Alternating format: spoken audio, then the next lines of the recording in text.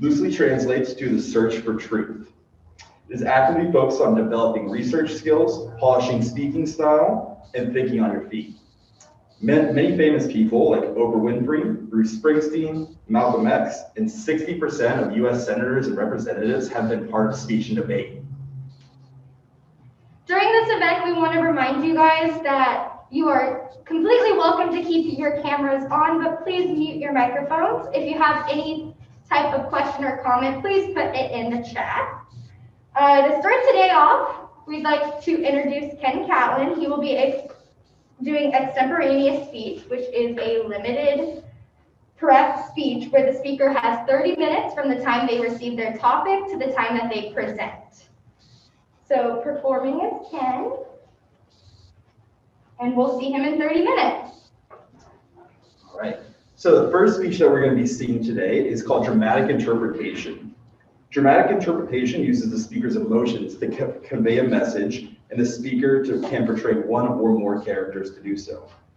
When the book is open, the speaker will be reading from the text. When it is closed, they are using their own voice and argument for the piece.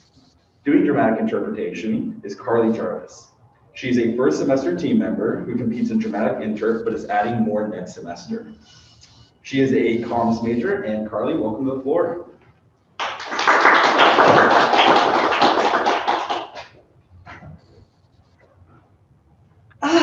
I just don't know what to wear, Sarah. You think maybe I should wear this blue one? Okay, how about, what about this black one? Okay, I guess maybe neither of them. Next week is Serena and I's big night out. It's gonna be our 1-year anniversary, so we're doing the whole fancy thing. Dinner, a movie, a few drinks. Okay, maybe a lot of drinks. Just been a long time since we've been able to do anything remotely romantic. All right, this is the one. Now what shoes should I wear? It's weird, kind of late for a knock. Kayla, wait, Serena? What's going on? Here, let's bring her inside, quick. Is she okay, Kayla? What the hell happened? Look at me, honey. I can't help you if you don't tell me what's going on. Hold on, Kayla. Love, look at me. I just don't know what to do. I think I'm just gonna call 911, Kayla. In 2018, the Center for Disease Control and Prevention reported that there were 48,344 suicidal deaths. This is a 35% increase since 1999. When hearing a statistic like this, someone might ask, why did they reach out? But what about those that did, and the help just couldn't catch them in time? Mental illness weighs heavy on relationships, and personally, for me, have been the cause of some not making it. During these times of seclusion, acknowledging the effects mental illness has on us all is even more crucial. During their series of short plays and monologues, Zachary Burton and Elijah Hoffmeister recognized the value of a spectrum of voices needed to fight stigma, as was done with the vagina monologues. They seek to do the same in their series focused on mental illness. The manic monologues, Kelly Sicario's story, because dating is hard enough without having to disclose that I have a mental illness. That was a really tough day. That was the day that I found out just how much Serena was struggling. And it turns out she's actually bipolar. And with bipolar disorder comes anxiety and depression. So yeah, I think that was the hardest day that I have ever had. When we first met, it was just a casual thing. We had some friends in common, so birthdays had us running into each other, and we started talking and then started hanging out, just the two of us. I think the thing that really drew me to her was her drive. She works so hard, and what's even better, she actually loves the work she does. even if I don't understand any of it. She gets so into explaining all of her labs, what this means and what that means, and how her work is really going to do something. You know, not just research for the sake of research. Okay, so I know what you're thinking. Didn't I know? Didn't I see the signs? Well, maybe I did. Maybe I did see the signs and I just didn't know what they meant. She was working so hard that week before that first night. I thought she was busy. So I let her have her space. But that night, when Kayla brought her over, I had never seen anybody look like that before. Her eyes were so empty. It was clear she had been crying. I didn't know why. I remember that night so vividly. It's like a dream you keep replaying in your mind, trying to make sense of it, but you just can't. It was about 8 p.m. when I heard the pounding on the front door. My heart dropped as I tried and I pleaded with Serena, "Love, I can't help you if you don't tell me what's going on." I had never seen anybody like that before. I felt helpless. I felt out of control. I didn't know how to support her, how to fix her.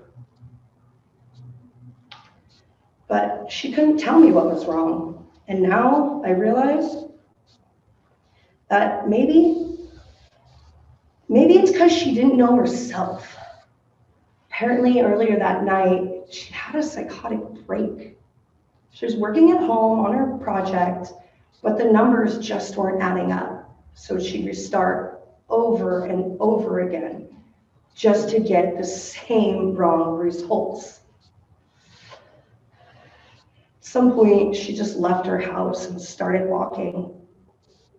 I don't know for how long, but at some point, she came upon a parking garage.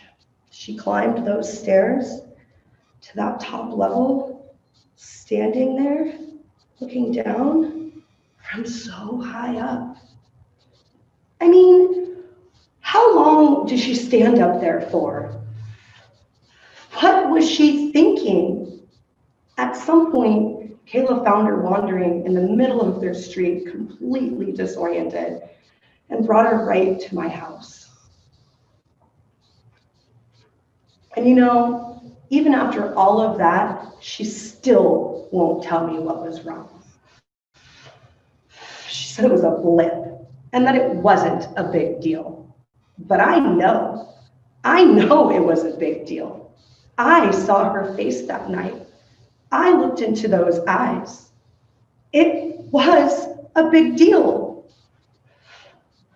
This still is a big deal. And now, after all of the doctors and all of the tests, we know what's wrong. Well, I mean, we do, but we don't. We don't know when it will happen again, or if it will happen again. And it's not helping. She still won't talk to me. It's just, you know, I didn't sign up for this shit. I didn't know it could go this way. It's just all too fucking much. I know, Sarah, I should play the supportive partner, but what if I can't? What if she needs me and I can't do it and I just messed it all up?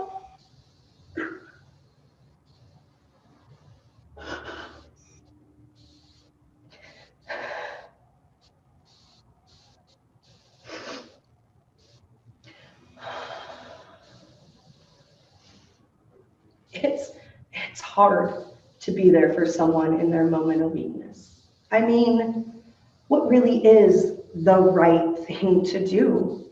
We're all just doing the best we can.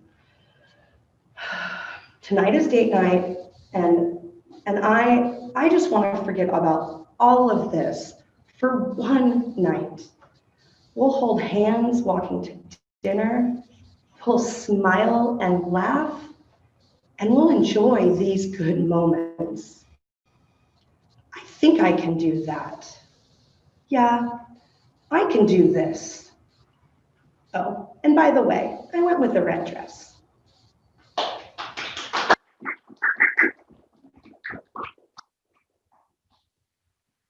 Next, I'd like to introduce Vanessa Flournoy, a first semester speech and debate team member. She will be participating in Persuasive, which is a 10-minute speech where the speaker will try to convince us of their opinion.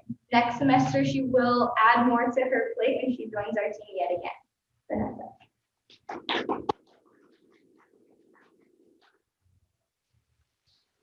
On March 12, 1990, over 1,000 protesters gathered at the U.S. Capitol building. At the foot of the steps lay crutches, empty wheelchairs, and other assistive devices as their owners prepared to ascend the 100 steps. Jennifer Keelan, a second grader with cerebral palsy and the youngest protester, crawled, pulling herself by her arms and hands, demanding equality, saying, "I will take all night if I have to." Protesters like her led to the Americans with Disabilities Act, that so many use to this day. The ADA issued in a new age of education for people with disabilities, special education. But as political writer Nicole Gordino pointed out in September of this year, special ed isn't all that special anymore. And that's because roughly 20% of our student populations are part of it. While it's wonderful that we're tracking these numbers more accurately to include a range of learning differences, we're still setting a separate and much lower bar of achievement for this group. Students with disabilities are not expected to go on to college, and in its current form, the education system is actively preventing them from doing so. We all understand the importance of higher education. That's why we're here. So then why is it taken away from approximately 10 million people in our country? Today, we will track down the problem, uncover some of the causes, before finally taking note of some very real solutions. Because for students like me who were told early on that college wasn't a viable option, I'm here to tell you just how wrong that assumption is. The problem's rather simple. Not enough students with disabilities are going on to college, and that's proving detrimental to their future. First, it's important to note that differently abled students are not a boutique issue. The CDC reports in 2019 that 17% of students ages 3 to 17 have a learning disability, and this includes a range of diagnoses from autism spectrum disorder, attention deficit disorder, vision, hearing loss, and more. With this group, an alarming number choose not to go on to college. The University of New Hampshire's Institute on Disability's annual report on disability statistics and demographics in 2019 found that 84% of students with disabilities obtain a high school diploma, but only 15% obtain a bachelor's degree or higher. The Bureau of Labor and Statistics in 2019 found that the average pay increase from a high school diploma to an AA degree is roughly $600 a month. With a bachelor's degree, that difference is nearly $2,000 a month. While it'd be great to live in a world where this doesn't matter, it does. A person's financial security is directly related to their health and well-being. Michael Nitzer, a senior contributor on education at Forbes, states that high school students with intellectual and developmental disabilities dream of going on to college. Those dreams are dashed against the harsh realities. Colleges are not ready for them, and people don't believe they can function. Now that we see how the problem impacts this specific group, let's examine what has caused it to be so overlooked. First, with the antiquated educational guide, and then the trail of inequity leading to it. Educators, parents, and students look to the Department of Education to guide them through the rocky transition from high school to college. Students with disabilities have more needs, and yet the only resource to be found is a 2007 guide that was reprinted in 2011, Transition of Students with Disabilities to Post-Secondary Education, a Guide for High School Educators. The title alone sounds like this ought to be a tool for special education teachers. Unfortunately, that would be very misleading. After a brief history of the Rehabilitation Act of 1973, and the IDEA Act, Individuals with Disabilities Education Act, it goes through some frequently asked questions. It becomes clear very quickly that a student will be responsible for what must be done to obtain accommodations at colleges or universities. It states students are expected to advocate for themselves.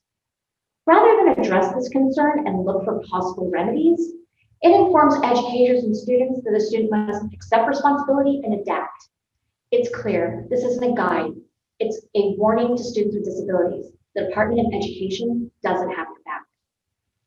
Unfortunately, students and their families have heard this message loud and clear. Understood, a national organization leading the way on education and advancement for people with disabilities conducted a survey in 2016, asking over 1,200 parents of high school students with disabilities their experience with the college system. Only 11% of parents with high school students seeking a college accommodations clearly understood the process. 3/4 of parents found it difficult to find any information on the disability services provided. This is in stark contrast to the assistance provided through the IDEA Act, which demands all government-funded high schools provide an IEP, Individualized Education Program. These IEPs pinpoint the disability the student struggles with and the path created by educators, parents, and if necessary, specialists. While this is great for students K through 12, it doesn't continue beyond that. Section 504 of the Rehabilitation Act of 1973 does not require higher institutions of learning to adhere to IEPs. Because of this, only half of government-funded colleges allow IEPs as proof of disability. Therefore, students are forced to find new and often confusing ways to prove their disability. Due to the high cost of services, many only see treatment through the education system, guaranteed by their IEP, which is then rendered useless upon entering college. Again, telling students with disabilities they're not welcome and they won't be supported if they try. Now that we understand more of the causes, let's tap into the solutions, some of which are already in the works and some we can help push into action. Everything begins and ends at the Department of Education. They guide the way on how high schools, colleges, and universities handle issues like students with disabilities. Since the inception of the Americans with Disabilities Act, we've come a long way. It's time we take the next step. Senator Robert P. Casey Jr. of Pennsylvania has introduced the RISE Act, Respond, Innovate, Succeed, and Empower Act, which aims to amend the Higher Education Act of 1965. This would provide students and their families access to critical information needed to select the right institution and succeed once enrolled. It also would train educators on the accommodations necessary for students with disabilities. I ask you in supporting me with the RISE Act, contact your local representative and let them know you want their support for this bill. I'll be including a link with some additional information and instructions in the chat later. The National Center for Learning Disabilities ardently supports the RISE Act, while also advocating for changes not yet addressed. They've worked together with educators, parents, students, and specialists to come up with actionable solutions. And many come down to the need for the higher education institutions to reach out, creating a bridge between the accommodations and the students that need them.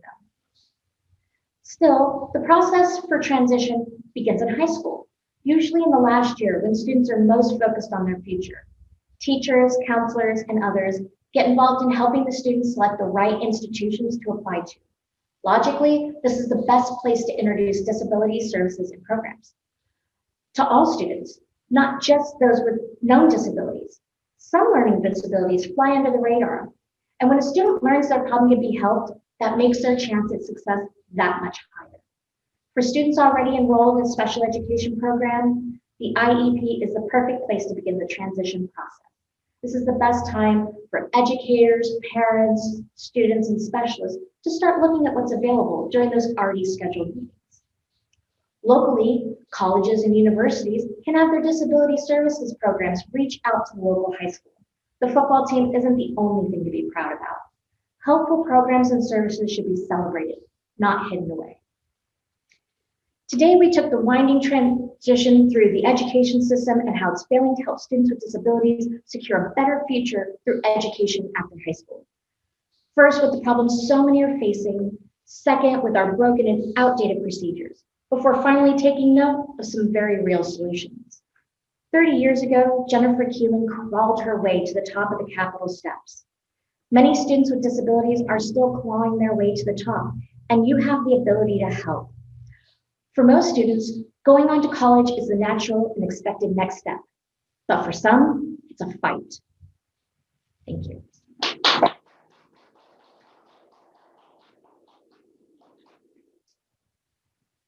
All righty, great job, Vanessa. Next up will be prose interpretation. Similar to dramatic interpretation, prose interpretation is an open book, closed book format. When the book is open, they'll be reading from a text, and when it is closed, they will be voicing their own thoughts. Just to let you know, this will be a dramatic prose with some violent themes. Giving this speech is going to be Mary Grace. She is a first semester team member who competes in prose and program oral interpretation, and she is a psychology major. Mary Grace.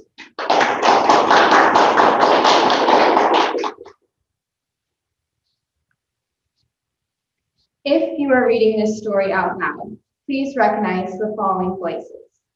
Me, as a child, high-pitched, forgettable. As a woman, the same. I'm at the neighbor's party with my parents and I am 17. Though my father didn't notice, I drank half a glass of white wine in the kitchen with the neighbor's teenage daughter. And now everything is soft, like a fresh oil painting. The boy doesn't notice me. I see the muscles of his neck and upper back, how he stands out in his button-down shirts. I stare for a bit. I have always wanted to choose my moment, and in this moment, I choose. On the deck, I kiss him, he kisses me back, gently at first, but then harder. When he pulls away, his eyes dart around for a minute before landing on my neck. What's that? He asks. Oh, this? It's just my ribbon. He reaches his hand out, and I seize it and push it away. Don't touch it. You can't touch it. I thought he heard me. In the early 1920s, psychologist Sigmund Freud coined the phrase penis envy. According to Freud, all women have penis envy, the intense desire to own a male genitalia. And the only way to get rid of this desire was by having a child, specifically a male. Karen Horney went on to challenge Freud's beliefs by stating, women did not wish to possess a penis, just to have the same rights and recognition that go along with it. She later developed her own theory of womb envy, highlighting women's power to bring life into this earth and men's innate response of wanting to steal that power back.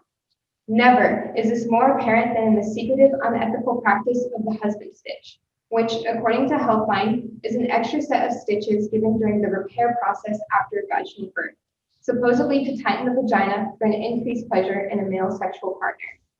This extra stitch can lead to excruciating pain, deadly infections, and even infertility. So through prose, Husband Stitch by Carmen Murillo Mapardo, let's bring light to this horrific event and call it what it truly is. Another arcane attempt for men to control and sexualize women's bodies. Before we go inside, he asks if he can see me again. I tell him that I would like that. A few days later, he takes me in his car in the dark to a lake with a marshy edge.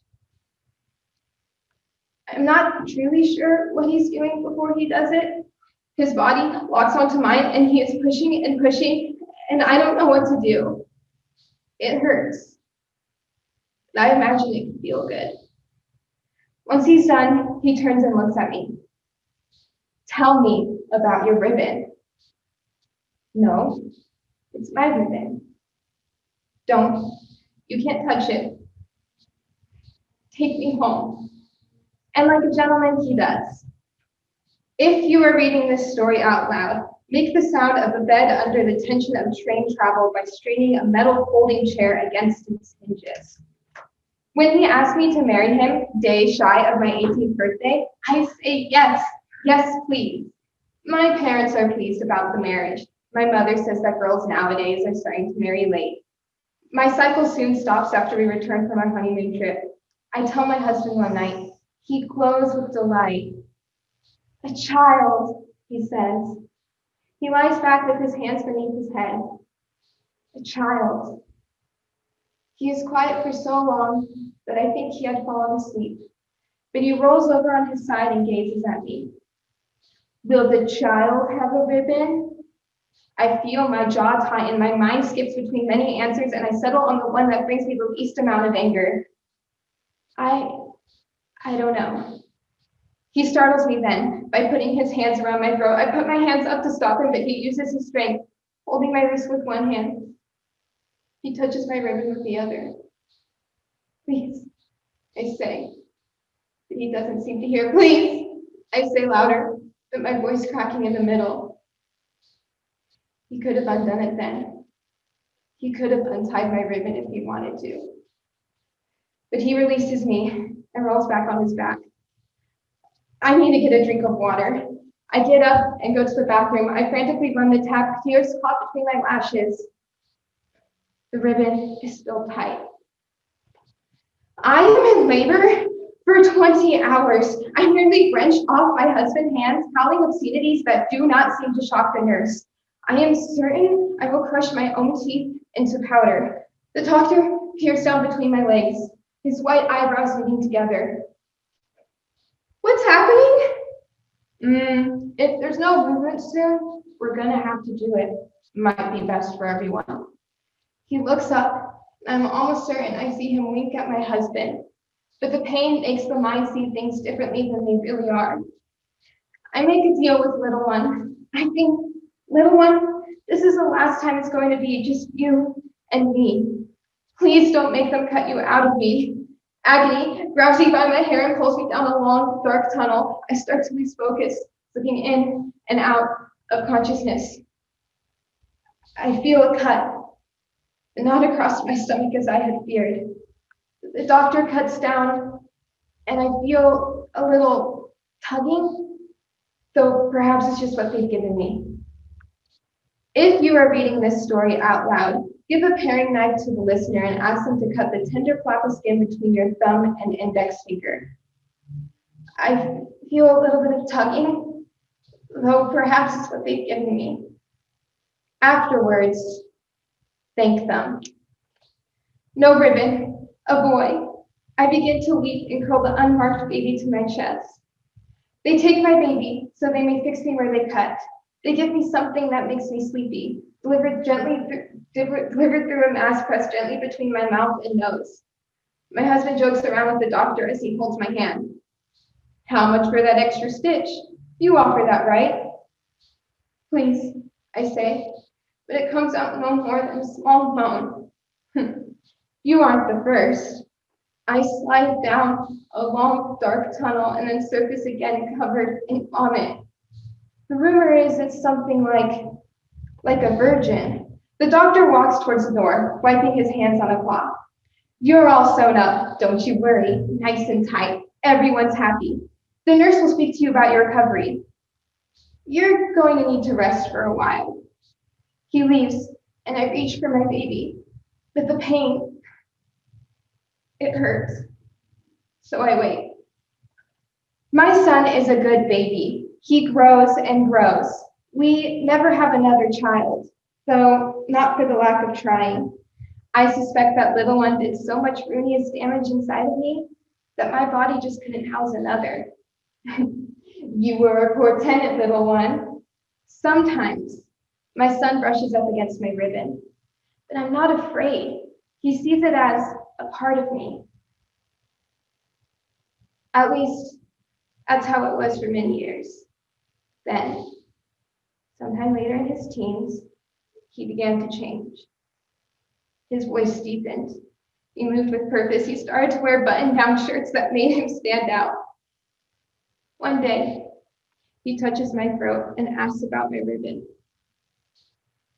He tries to pull at it, and though it pains me, I have to forbid him from doing it. Something is lost between us, something that I will never get again. If you are reading this story out loud, move aside to the curtain to illustrate your final point. It will be raining, I promise.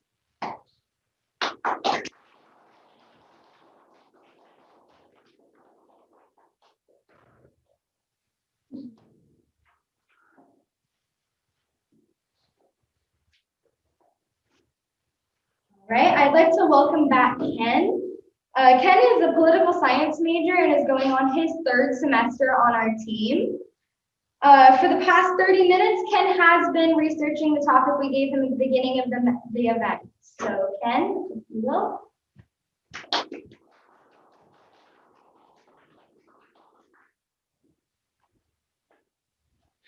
The year 2020 has been full of twists and turns, surprises, pleasant and unpleasant. And of course, politics is no exception.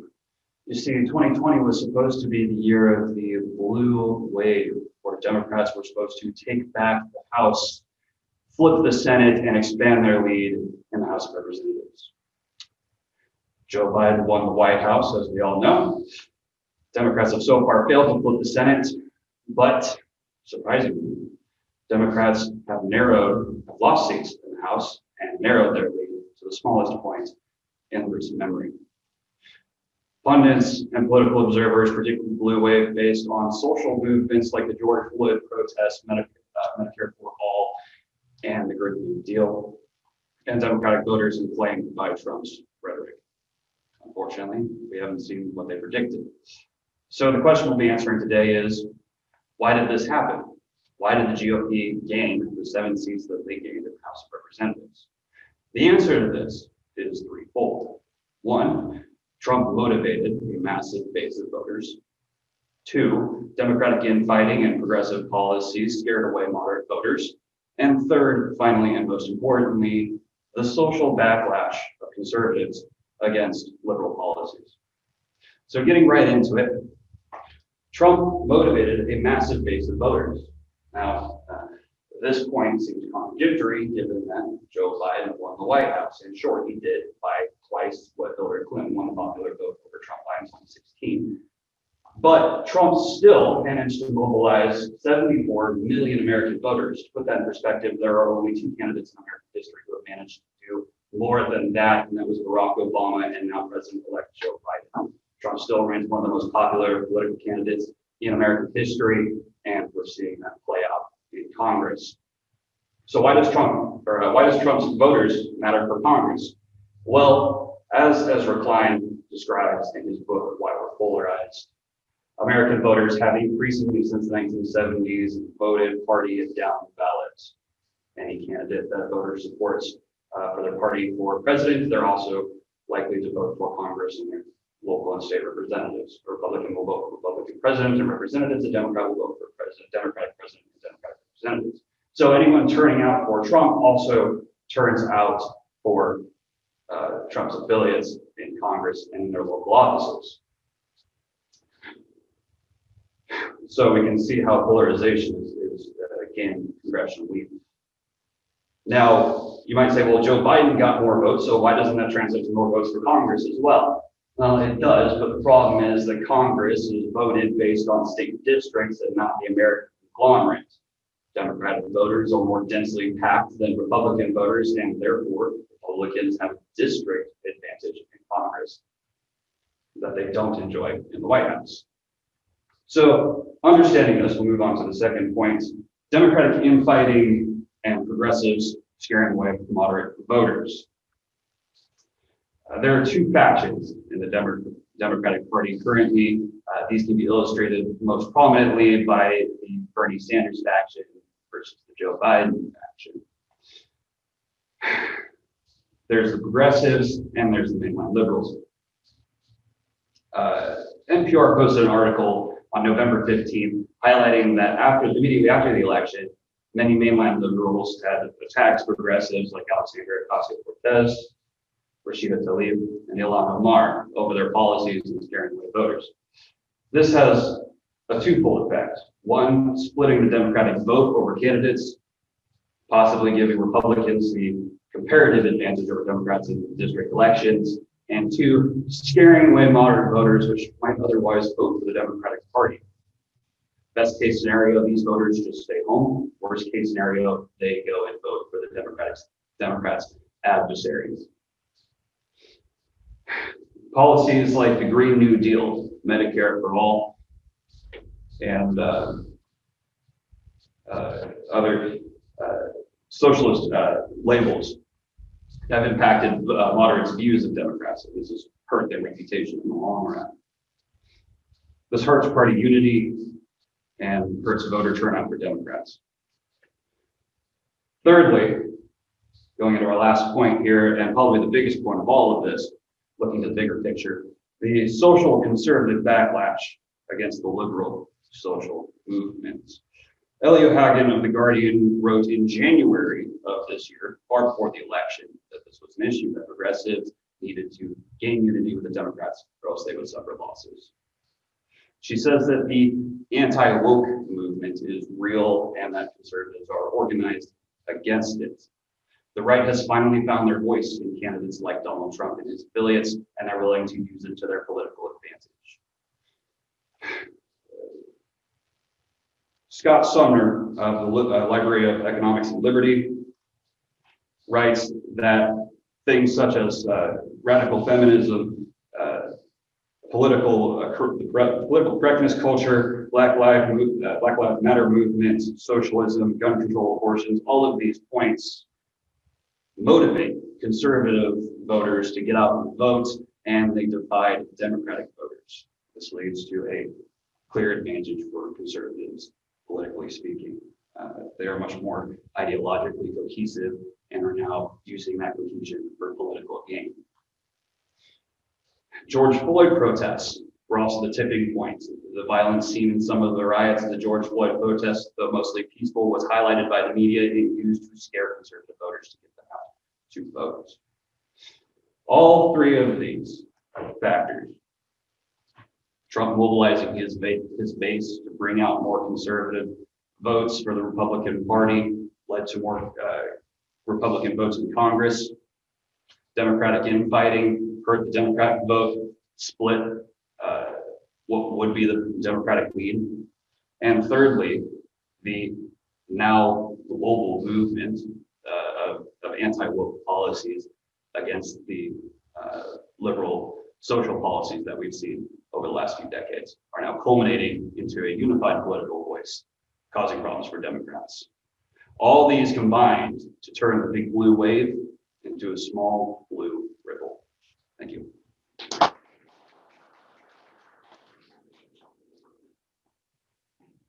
All right, great job, Ken. And remember, that was a limited prep speech right there. He only had 30 minutes to come up with that entire speech. But lastly for today, we're going to be doing an ADS, or an after dinner speech. An after dinner speech is either an informative or persuasive speech that uses humor to convey a message. Now, Deb is going to be joining us from Zoom, and Deb is a double major in poli-sci and communications and is a second semester member. So if you guys would like to turn on your cameras, even though she can't hear you, she can at least see you laugh. So Deb, take it away.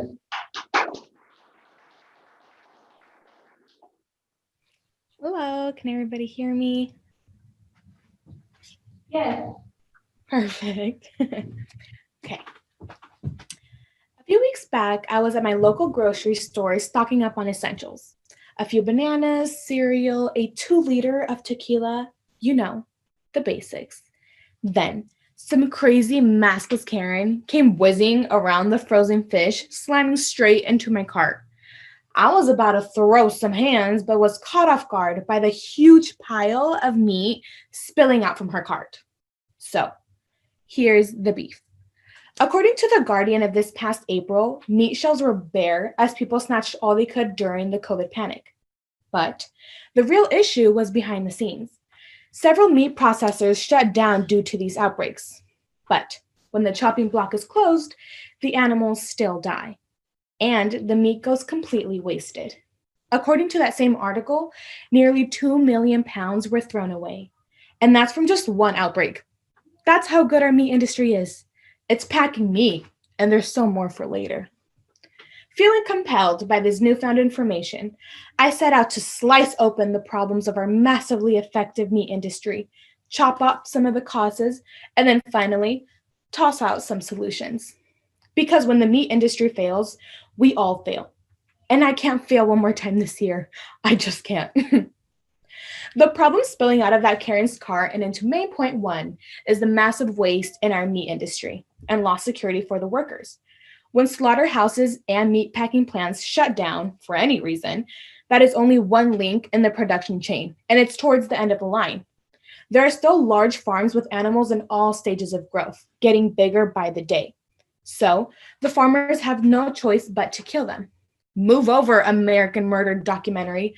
There's a new daddy in town, and his name is Old MacDonald.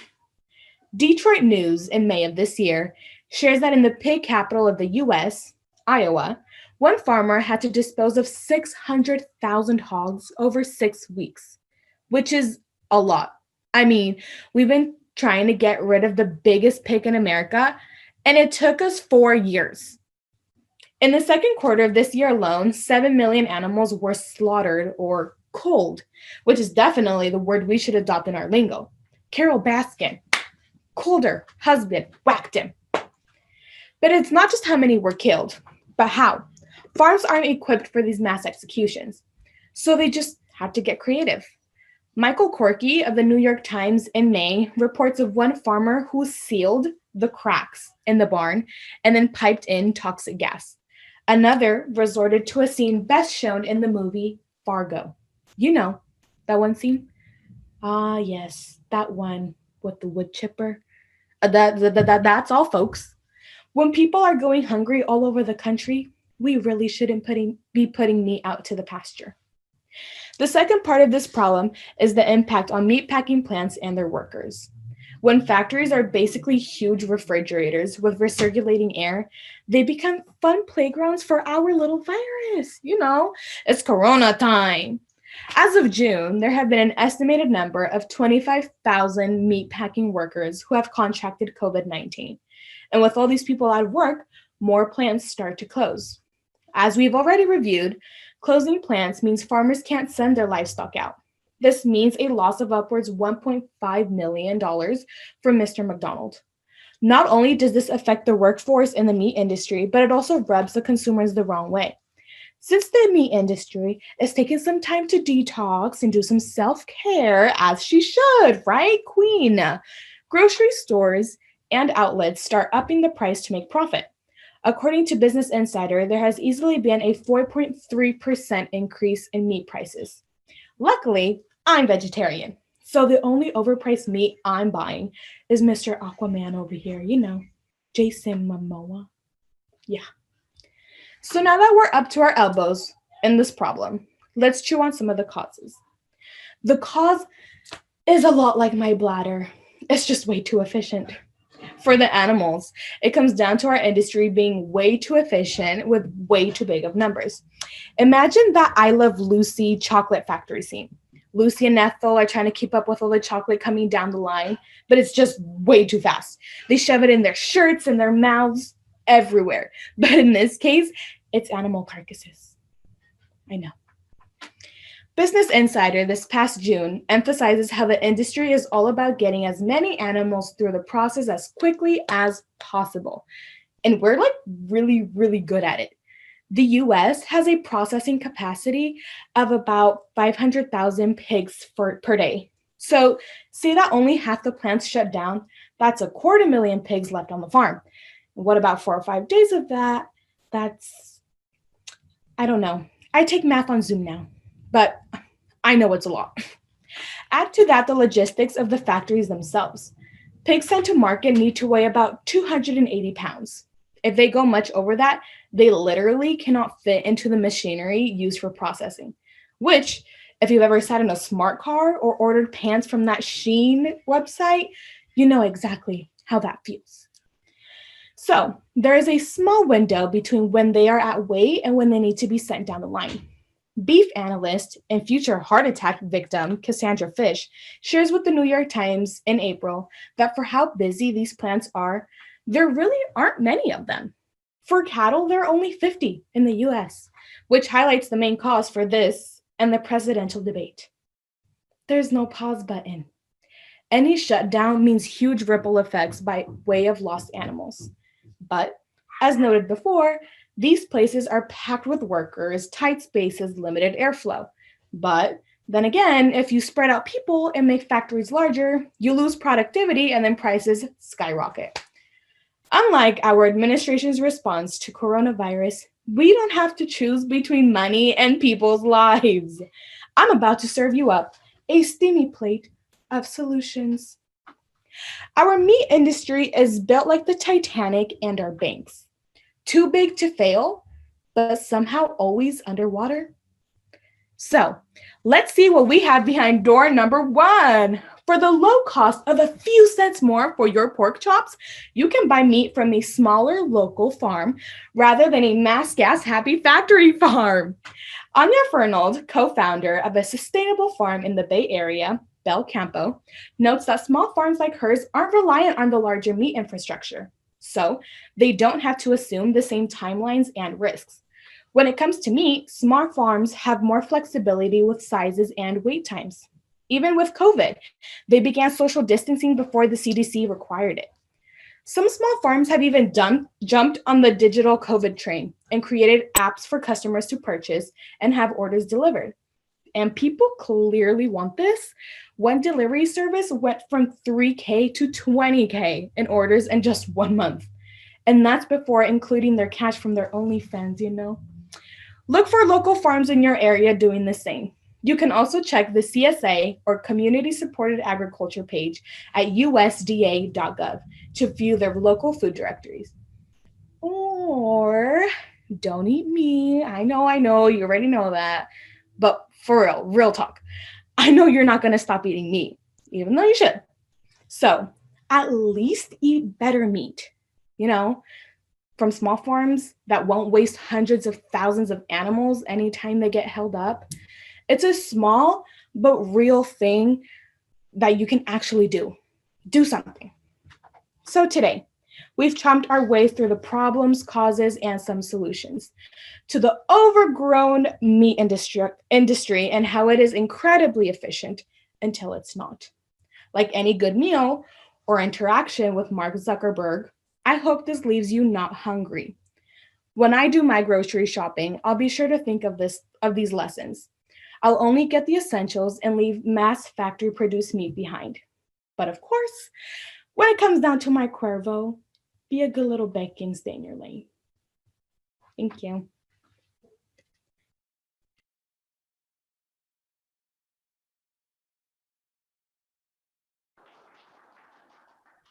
Awesome, thank you so much. So thank you everybody for joining us here in our performance showcase for CMST 12 Forensics. I'm their coach, Shannon Troxel Andreas. And so again, if you're interested in joining speech and debate and all these wonderful performers, all you have to do is enroll in CMST 12. If you're interested in oral interpretation and you're not quite ready to join the team, then you can also join CMST 6, which is a fantastic opportunity to take that stepping stone and go into something a little bit risky, a little bit different. So again, there's no need for you to have any experience before joining the team. All you really need is the desire to try. So thank you again for joining us. If you're here for extra credit, be sure to message your teacher or look for a response from them, and have a wonderful day. Thank you so much.